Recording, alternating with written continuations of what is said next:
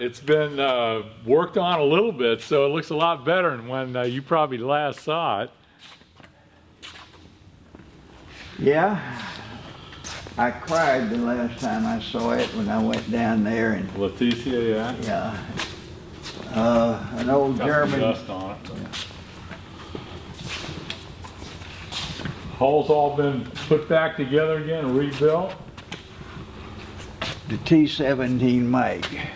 Remember the one that looks like a Yeah, scoop? yeah. Fell off. I knocked it off, and I had to go around the turn in the river. And the damn thing fell straight. There's a slot in the floor with the damn thing up, and I ran out of rudder. Uh-oh.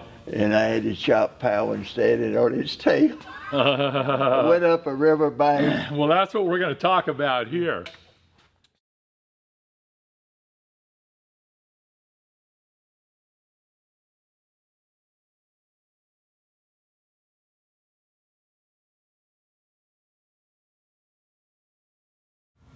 There was a Catholic mission. Here's a map, and there's Leticia right there. Okay, let me see.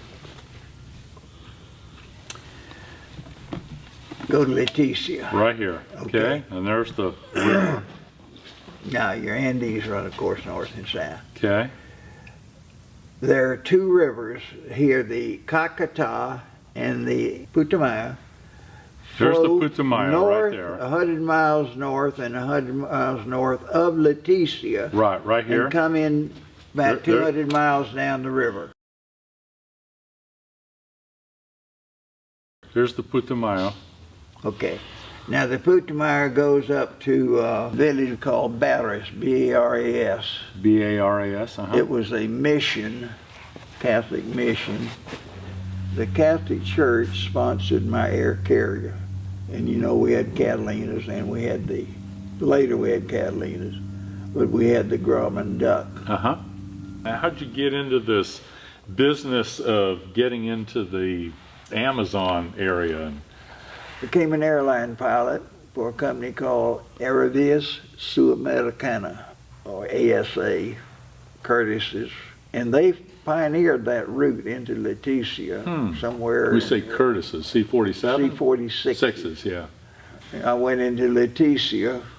I saw opportunities, and I bought a PV-2 Harpoon, and started my own airline in the Harpoon. Later, I leased Leroy Brown's B-17, which was an excellent airplane because it's long range. And I did that up until about 1960 and set up the airline there, Aeropesca, which is still in existence today. They've changed their name. We had... with what kind of airplanes? We started with the PV-2, then they got Curtis's, and we had two Catalinas. And I was working all of those rivers, but with the duck... Yeah, so how did you acquire the duck initially? Since that's what we're talking about, let's... There was no infrastructure of roads. You have a bunch of major rivers, and I was trying to expand the source and volume of the tropical fish that we were bringing in. So I knew it would take a float plane. But the only float planes at that time were like the Beaver and some Cessna series. And I had taught when Riddle was at the old Tamiami base. Really? And saw the airplane sitting there on the east side of the field. Grumman duck. The duck. Along with two Corsairs. I later bought the two Corsairs. It turned up that Joe Spidell owned the airplane, and it was at Red Aircraft. Joe was interested, but I traded him some aircraft for the airplane. And then I went down, and he had his pilot take me up in the Goose to Okeechobee, where I did some water landings in it. I bought the airplane, flew it from there to Montego Bay. Your first, so you got it, but you flew it around the area a little bit before. No, I just took off and went to Montego Bay. Jamaica. Jamaica. Rudy Montel, who later became a very successful airline operator there, Trans Jamaica. He's still a dear friend today. We were.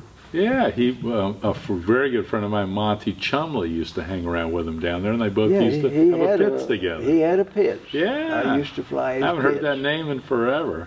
Well, Rudy's still in good shape, and he does accident restoration. But I went visited with Rudy, and then I went to Barranquilla, Bogota, then Villavicencio, then into the Cacata at a penal colony called Araraquara. And we unloaded the airplane and emptied it, and the Cacata River paralleled the runway. So I went out and did 5 water landings. And if you remember, you have the, as I recall, a red light in your instrument panel when you crank the gear up to make sure you don't trip. I finished my water landings. Instead of making a left turn back, I made a right turn in and landed, and all hell broke loose. With the gear up? I checked to make sure the gear was up. But remember, I'd been up maybe 2 days without any sleep. The airplane's laying over on one side. And I said, the co-pilot, Dick, I'll think of his name in a minute, said, well, I saw you were going to do it. I said, well, why didn't you tell me, Dick? He said, I didn't want you to shout at me. So I jacked it up and flew it on to Leticia and made the repairs on the hull. It should have just been the keel, really. It was the keel. Yeah. But I got hold of our friend, Spadell. I have a problem. He said, you landed wheels up. Everybody knew I was going to do it, but nobody cautioned me. And it is unthinkable when you gump check gas undercarriage mixture and prop, you know, that I'd bred. Yeah. I did the procedures, but I did the gear in the wrong direction. And where you got your repair parts, we got that, and I repaired it in Leticia. And so did you actually change the whole keel? So I had a man that got down in that little hole up there. Yeah, right. Really? That's how small he was. Unbelievable. Huh. And you know, there's up on top here, I don't recall how the top is. I don't think. Oh, there's a hatch that comes off. Okay, we got to that. We could get 2 parts of it to the front. But I repaired it, and my first job was to set up communications for the Catholic Church. They were my sponsor. Monsignor de Cañas, a lovable priest. The Grumman became his personal aircraft. My function was to set up HF communications, which included radio and leased to power plants to produce the energy. A launch went up to Barras and set up the electric plant. Yeah, because my assumption is all these little places were on the water because it's the only way they could. Everything was on the water. Yeah. There's no roads. Yeah, it was the only way you could get to them by boat or airplane. Only by boat or aircraft in this case, which is limited because you don't know what's in the water and you don't want to hold your keel. In those years, Pioneer do Brazil was still flying Catalinas, and they were sinking one about every month by hitting something in the water that they couldn't see. Really? Huh. But they had 54 Catalinas when I first went down there, Really? flying in Brazil in air carrier. And my first flight to Manaus was in one of those PBYs. Would the rain, you know, basically like landslide some of the trees, and the trees would be submerged that they would hit? I went up to get the power plant going in the HF equipment. Everything went well. This is in the duck. This is in the duck. I landed in a river an estimated 10 miles north of the Caquetá. Close, it's right next to it. The town is Florencia. Florencia. In the headwaters. Okay. The Caquetá has 2 or more sets of rapids, and they are rapids.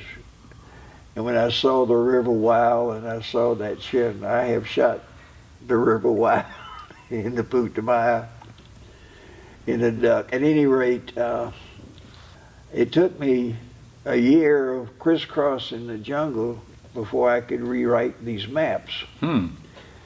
These people were supposed to go through the jungle from Barras to La Chorrera. They didn't want to. So they asked me if I would take them. I said yes. So in the process of trying to take off, I had to go around a river curve. So you found this place where they didn't want to go to where you knew. But had you landed there before? No. So this is the first time you've landed there? And the first time I'd landed at Barras. So the T-17 mic, I think it's got the round thing on it. Yeah, I think it's, that fell down into the slot on the floor and jammed my right rudder when I was taking off. And I saw I couldn't make the turn. I had to abort, and that's when I climbed up the bank and did the damage. Oh, okay. Well, explain all that. So in other words, you went to do a normal, you've landed, there was no problem. You picked the people up. Yeah. So how many people on board did you have? 3 nuns, a little girl, probably 6 years old, a priest from Spain, Enrico. So you had how many people in the airplane? 3 nuns, a little girl, the priest, and somebody else. So you had 7 plus you, 8 people? Yeah. And the airplane's only supposed to hold 4 max. I normally flew the airplane with anybody that could get in it. Really? I'll be darned. Actually, Frank Tallman, when he did the Murphy's War movie down on the Orinoco in Venezuela, I think there was a bunch of little natives there. He just wanted to see how many could get in there, and it was like ridiculous. I think it was like over 20 people. Yeah. It was unreal, but they were little. Mike fell down and caused the accident. Now I've damaged the airplane. Okay, but let's make sure we explain the accident here. So the Mike falls down, you're taken off, the airplane is going to the left. I have to make a right turn. Right, but it's jammed, so you're still going to the left. So you end up straight. So you're heading for the riverbank. Right, straight for it. And what happens? I jumped the power and drug the keel. Okay. And took all the river up the riverbank with me. The whole river went up with me. I hung there. So you went up the riverbank. And hung there and then slid slowly back down. Okay, so I'm imagining this. You're heading for the riverbank. You see it's coming, so you wipe the throttle off. And then all of a sudden, when you realize that the airplane's backing up, you're probably putting the throttle back in. Is that right? Or? I did. Okay, so it slides backwards. The engine caught fire. The engine caught fire? When I chopped the power. Right. So I restarted the engine to suck the fire back in. So when you say chop the power, you brought the throttle back or you actually shut it off? No, what I did was I just pulled the throttle, okay, cut the ignition. Oh, you cut the ignition, okay. Remember the engine pump is full of gas. Right. and then it caught fire. Oh my gosh. And here we've got a fire up here in the sky. And you're sliding I backwards. put the switch on and restarted the engine while I'm sliding back down and sucked the flame in and put the fire out. You'd be surprised how fast you can move, and I'm sure you know what I'm talking about. So at this point, were you able to taxi back? You got the mic out of the way. You could taxi the thing up to wherever you. Well, I'm spinning around, and the airplane is sinking because the outrigger's off. Oh, one of the floats ripped off. So it's rolling I sent over. Mike out on the wing. The other side. And got it floated. These nuns ran down to the river. There was a stump, and we threw them a rope, and they caught the airplane, and it swung around. And later, somebody took a raft and went down and got my float. Okay, which was probably floating down the river. Floating down the river. Okay, at that point, how much of a movement of the river was it moving? 5 or 6 knots. Oh, okay, so it was pretty quick. That's why you said when you threw the rope out there, it kept swinging around. Yeah, it was. We were spinning, and I didn't want the airplane to jam its tail into the riverbank. So we got it stopped. I repaired. So when you say repaired, what all did you have to fix? You had to put the float back on. I had to hang the float again. Okay. Now, were the struts bent or ripped off? Or? Yeah. So what did you use to? I had a few tools. I sawed them off, punched holes, and hung them back on with nails. So were the struts were shorter now? A little bit shorter. Okay. About 4 inches shorter. Okay. So when I was taxiing, we usually kept somebody on the left wing for stability. While the engine's running, they're standing out on the left wing to keep that left float in, keep the right one up, okay? Keep it out of water. That's when we started the taxi. And these girls were scared, young women. These are nuns? Or? These are nuns, okay. Colombian nuns. So, like how old? 20, 19? 19, 20, okay. Somewhere in there. And we taxied down the river. So now you're taxiing down with the 3 nuns, a little girl, a Catholic priest from Spain. Okay. Now at this point, were you just going to taxi down, or you were going to fly? The airplane was damaged. Right. Okay. Good. The cabane struts. Right. On the right side were collapsed. Okay. And so the wing was lopsided. Yeah. Okay. Down. So there's no way to fly. Okay. At this point. So about mid-afternoon, we loaded up and started down the river. So we go about an estimated hour, and we come into the mouth of the river, which is the Putumayo. Right, now okay. we're on the Putumayo. Okay, I see where we are. So we had the distance from Chorrera to there, the Putumayo. Okay. And then we start down the Putumayo, going east. Yeah. And we taxied until darkness, and we pulled up on the jungle bank. Now, we hung hammocks from the prop spinner out to the wing on each side. So we made the first night, and we got through it the next morning. We start taxiing. We taxied. So we go down the river. The next night, there was an island, and there must have been 10,000 caimans. Okay. And we shooed some of those off and parked there and spent the night there.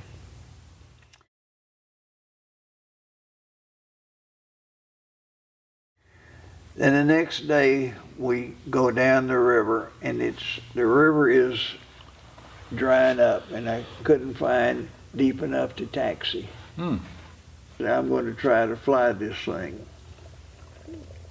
What I was going to do was go to high speed and see how it felt, and stop it if I had to.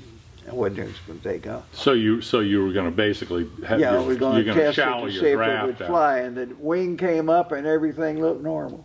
Really? Everything went back in place.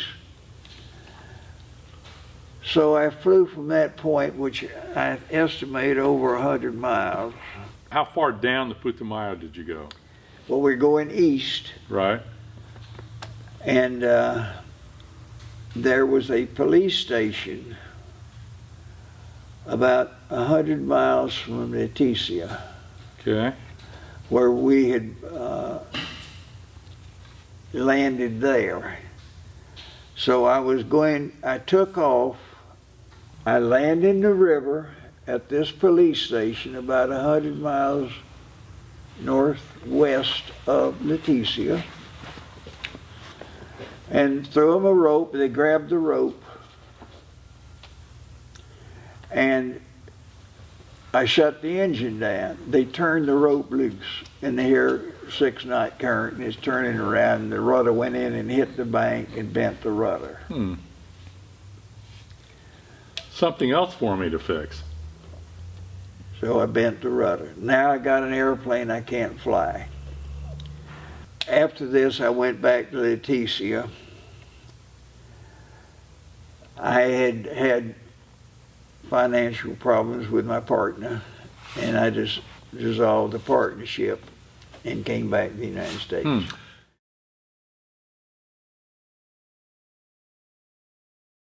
But the total distance we can measure, I'm sure it's around 400 miles. That's what I've always told everybody. Yeah. Okay. It could be less. I know there's a 400-mile thing in the back of my mind. I was going to write the Guinness Book of Records, and a Coast Guard albatross went down off the banks, and he beat my record, so I never sent anything into.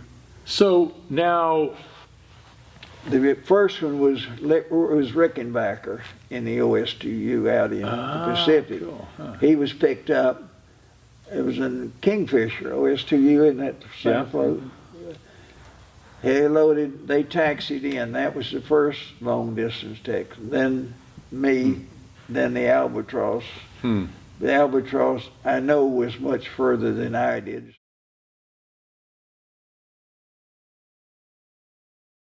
So I just dropped it. But I know it was at 400 miles. I'll be darned. So, okay, now my earliest recollection of the airplane is seeing this picture in like Air Classics magazine, okay? And as I remember, so what year did you leave the airplane? Okay. What year did you leave the airplane there? Probably about 60. 1960, okay. Yeah. And then it's my understanding Deemert went down there and he was trying to get it. You heard about it? He flew a DC-6 down there? And my plans were always to bring it back from day one. But I got back and I moved from Zephyr Hills to Bartow to Lake Wales. Other things more pressing, but I had regular surveillance of the airplane. A Captain Luis Gigliotti, who'd been one of my captains, kept track of it. I got a call from him and he says it's urgent. So I flew down. And what year would this have been? Would this have been late 60s, early 70s? Oh, no. We're going back. If you remember, I think you got the airplane from me in the early 60s. No. When did you get it? I didn't open the Weeks Air Museum until 1985, so it wasn't in the 60s. I didn't buy my first vintage airplane until 1979.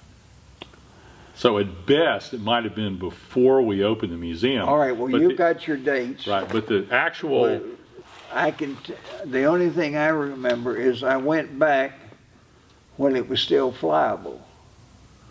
What was still flyable? This.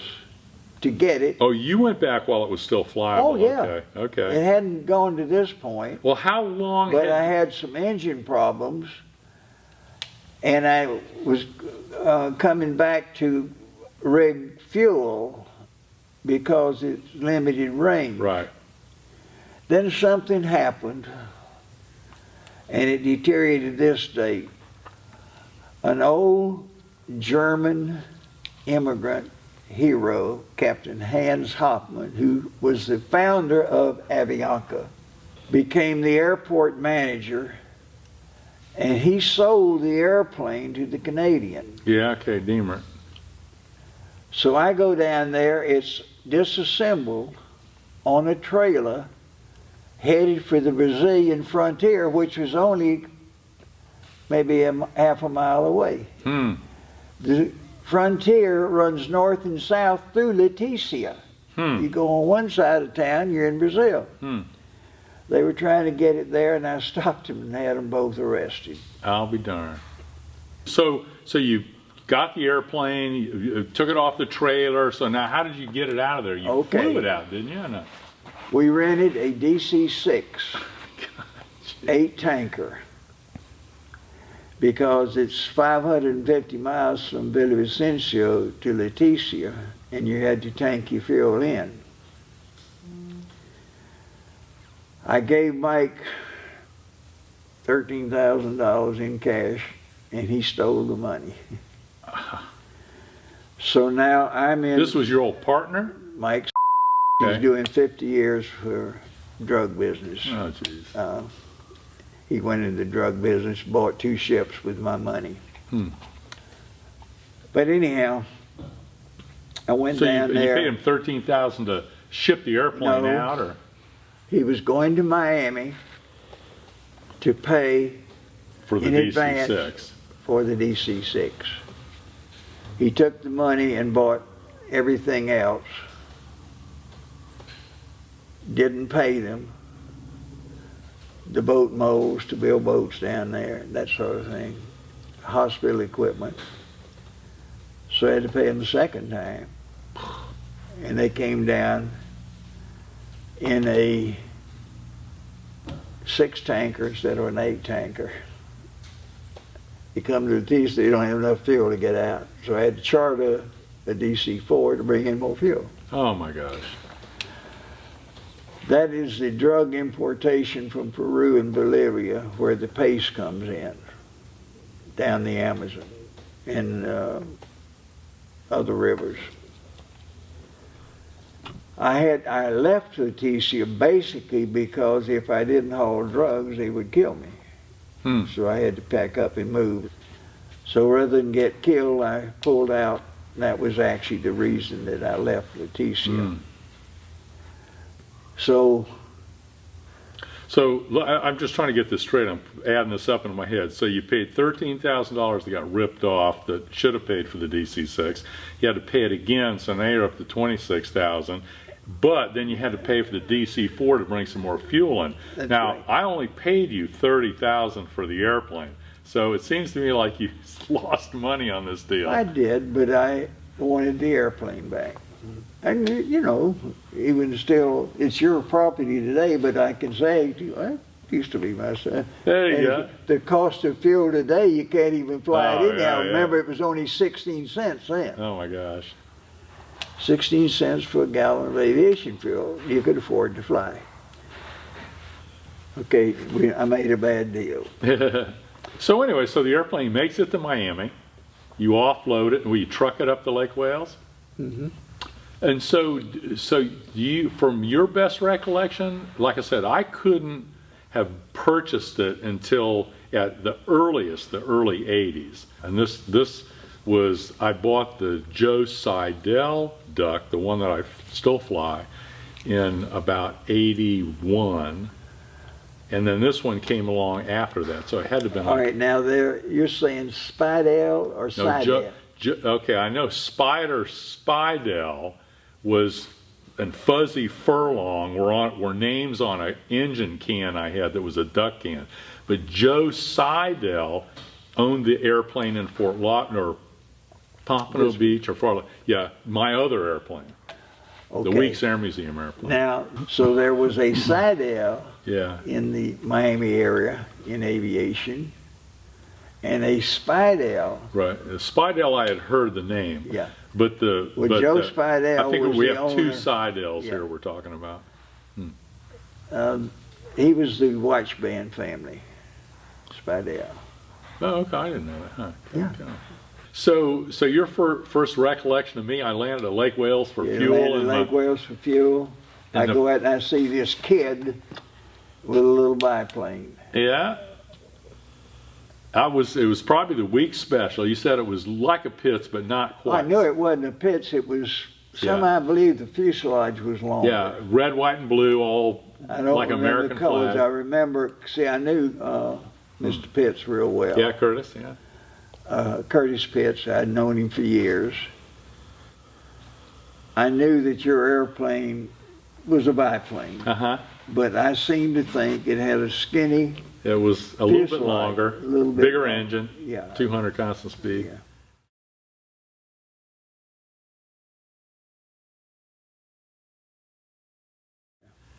Anyway, so I remember, I can't remember if I flew through there and I looked at the airplane. I was thinking I was driving up there for some reason, or maybe I just remember driving to pick it up. But I do remember the story, I think when I met you a long time ago, you said something about, I think I first saw, is it Trina or Trini? Trina. Trina. We called her Trina, Trane. Okay, so she was from Norway. She was my partner from 1960 until she passed away here this past year from cerebral hemorrhage. Oh.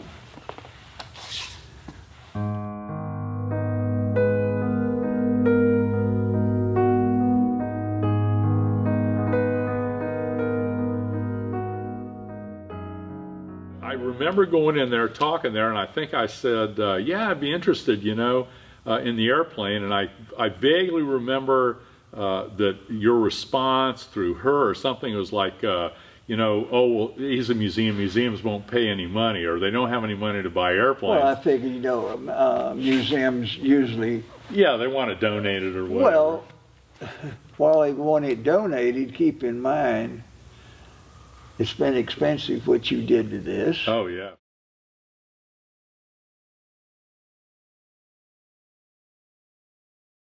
You don't have nonprofit status, do you?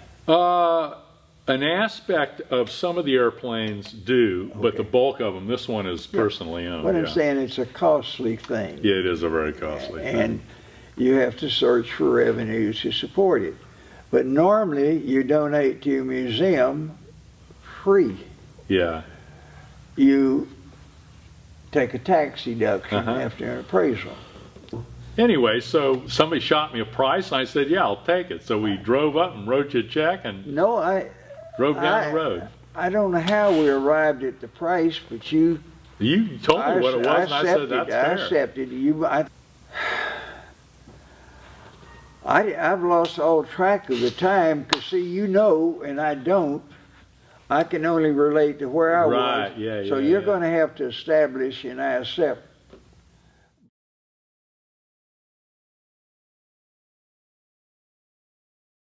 But I went to Memphis. My first flight for FedEx was in February of '79. Then first flight in Puerto Rico was July the 1st. I had a contract with Southern Air Transport for the Caribbean.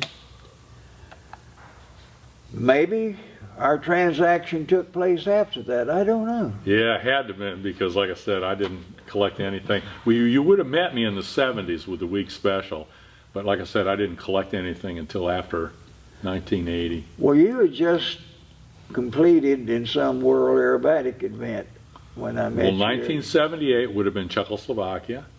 That would have been my first world championship, and that would have been in the special. And then in '80, I flew the special in Oshkosh. Well, you may have been coming home from Oshkosh. Possibly, but then I flew like another 4 championships in my long black airplane, the Weeks Solution. That was totally different looking. I had a 300 horse engine. You still have the... Yeah, I got them, but they were damaged in the hurricane, so they're not on display. Well, that's cool. Let me show you around. Thank you so much for coming to do the interview. It's been great to spend some time with you.